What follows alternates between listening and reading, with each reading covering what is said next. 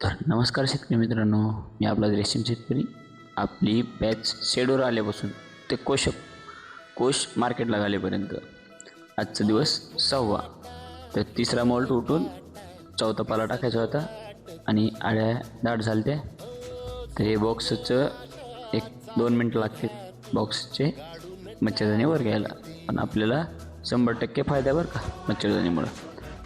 तर आळ्या आपल्या दाट झालत्या, त्यामुळे म्हणलं 3-3 रॅक करून टाका, म्हणजे 300 फूट रनिंग करून टाका.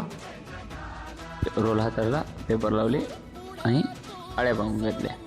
नंतर म्हणलं आळ्या पांगल्याच्या नंतर चुना आणि रेशीम फोर्ट हे मारून घेतलं. ओमदादा आणि शमदादा पण आपल्याला मदत करत होते.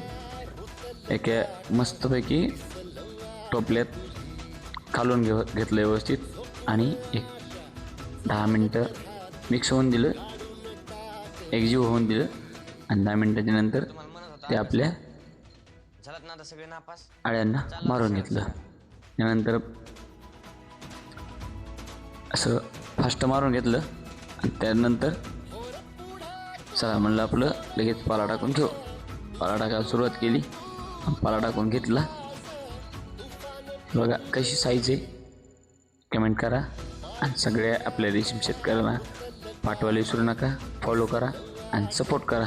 आपली बॅचकडे जाऊस तर 1000 तरी सबस्क्राईब झाले पाहिजे. आपल्या चॅनलला सबस्क्राईब करा. धन्यवाद.